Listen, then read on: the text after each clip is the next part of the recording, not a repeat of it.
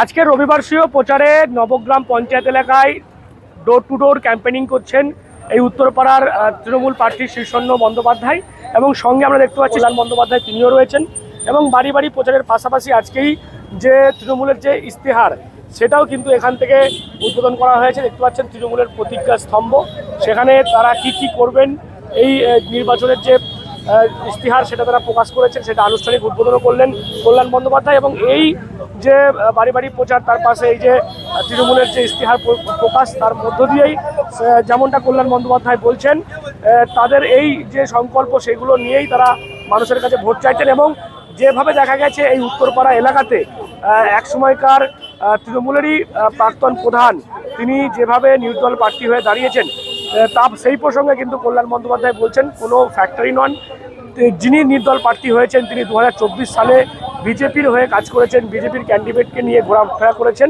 এবং তিনি 4 মে ফলাফলের পর কার্যত বাড়িতে ঢুকে যাবেন, এমনটাই কিন্তু হুঁশিয়ারি দিয়েছেন আজকে উত্তরপাড়া বাড়ি বাড়ি প্রচারে এসে এই শ্রীরামপুরের সাংসদ কল্যাণ বন্দ্যোপাধ্যায়। আরে পাল্টা কেন, সোপাল্টা অনেক পাল্টা অনেক নিয়েছে। 2024-এ বিজেপিকে নিয়ে ঘুরে বেরিয়েছে, বিজেপির ক্যান্ডিডেটকে নিয়েছিল, সব জানাই নিতে বলুন না, পাল্টা যা পাল্টা পারে নেবে। কিন্তু ওই যে ভোট মেয়ের পর ঘর ঢুকে যাবে, বাজারে কেউ ওর পিছন পিছন ঘুরবে না। আচ্ছা আমি অনেকটা ব্রেক পাইয়ে দেবো। আরে ধর ছাড়ুন তো, কেন আপনারা মানে একটা দাম নেই, কিছু নেই, দই নেই, তার পেছন জন্য আমার কাছে কমেন্ট ছাড়ুন তো। যোগী তো উত্তরপ্রদেশে গুন্ডারাজ চলছে, যোগীর রাজত্বে সবচেয়ে বেশি মহিলাদের ধর্ষিতা হচ্ছে, মহিলাদের কোনো নিরাপত্তা নেই, শিডিউল কাস্ট শিডিউল ট্রাইব কিচ্ছু নিরাপত্তা নেই, কোনো কিচ্ছু করে না, সারাদিন শুধু শিবের মাথায় জল ঢালে। যে শিবের মাথায় জল ঢাকে তাকে পুরোহিত থাকা ভালো, তার রাজনীতি করা ভালো না। আর সারা বিশ্বে দেখবে এই প্রথম একটা জায়গা যেখানে প্রধানমন্ত্রী মুখ্যমন্ত্রীকে হারানোর জন্য বারবার দৌড়ে আসে। নরেন্দ্র মোদীর রাত্রের ঘুম যে কেড়ে নিয়ে যায় তার নাম হচ্ছে মমতা বন্দ্যোপাধ্যায়। ও আর ঘুমাবে না। এই যে 2026-এ 4 মে যখন রেজাল্ট বেরোবে, 230 থেকে 240টা হবে, তখন যে ঘন্টাটা বাজবে না, সেই ঘন্টাই দেবে 2029-এ নরেন্দ্র মোদীর ঘন্টা বাজিয়ে দিয়েছে। অন্য জায়গাকার মন্ত্রী মুখ্যমন্ত্রী এরা সব এখানে আসছে প্রচার করতে, কিছু এসে যায় না, সব তো ফেরিওর মুখ্যমন্ত্রী, সব ব্যর্থ। দিল্লির মুখ্যমন্ত্রী আরেকবার ভোট হোক না, এক্ষুনি দিল্লির মুখ্যমন্ত্রী ঘর চলে যাবে। ওখানে লোকজন রেখা গুপ্তকে দেখে তো মহিলারাই তো চটিপটি নিয়ে দৌড়ে আসবে। কারণ তো এরা কোনো দাম আছে নাকি, ফালতু সব। শুধু জোর করে অরবিন্দ কেজরিওয়ালকে ঢুকিয়েছিল বলে এরা মুখ্যমন্ত্রী হয়েছে। হিম্মত আছে নাকি? হিম্মত আছে? বেকার লোক সমস্ত। ইডি সিবিআই দিয়ে তো মুখ্যমন্ত্রী হয়েছে, ইডি সিবিআই এর জোর থেকে মুখ্যমন্ত্রী হয়েছে। দিল্লির অবস্থা হায়ার করে আনছে বাইরে থেকে বিভিন্ন নেতা সে তো জানি।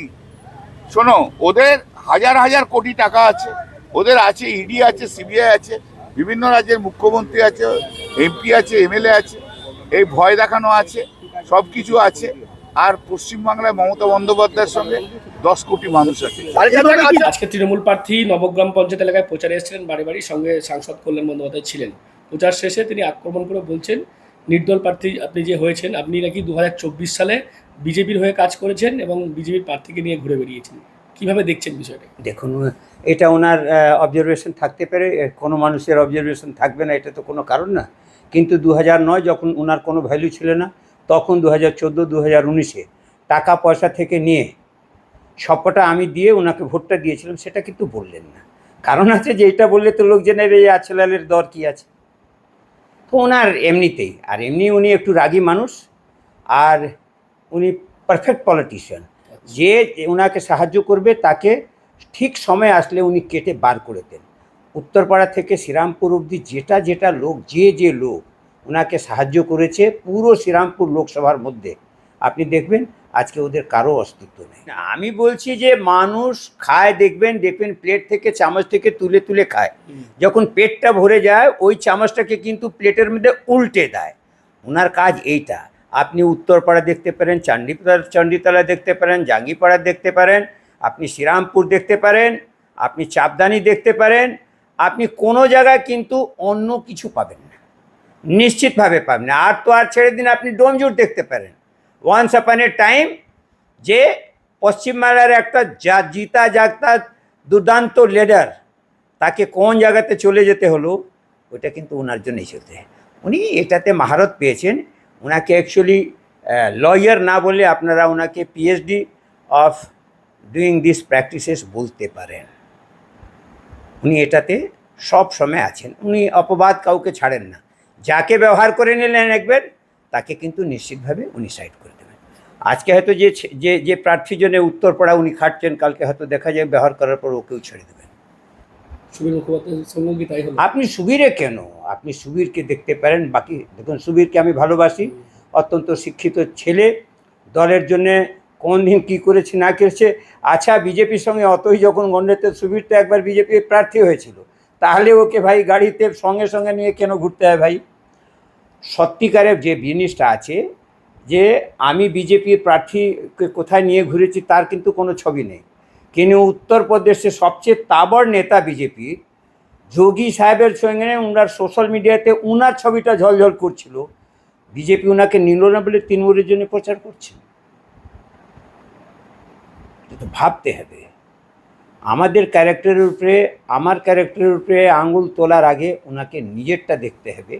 আমি এর বাইরে আর কিছু বলছি না। আপনি কি চাপ বাড়িয়ে দিলেন নাকি? না না, চাপের কি আছে? জনগণ দরবারে যে কোনো মানুষের গণতান্ত্রিক অধিকার আছে, যেতেই পারে, সংবিধান আমাদেরকে অনুমতি দিয়েছে।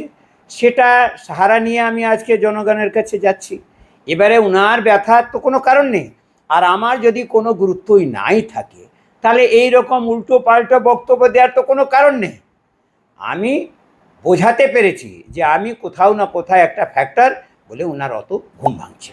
যিনি নির্দল প্রার্থী হয়েছেন, তিনি 2024 সালে বিজেপির হয়ে কাজ করেছেন, বিজেপির ক্যান্ডিডেটকে নিয়ে ঘোরাফেরা করেছেন, এবং তিনি 4 মে ফলাফলের পর কার্যত বাড়িতে ঢুকে যাবেন, এমনটাই কিন্তু হুঁশিয়ারি দিয়েছেন আজকে উত্তরপাড়া বাড়ি বাড়ি প্রচারে এসে এই শ্রীরামপুরের সাংসদ কল্যাণ বন্দ্যোপাধ্যায়।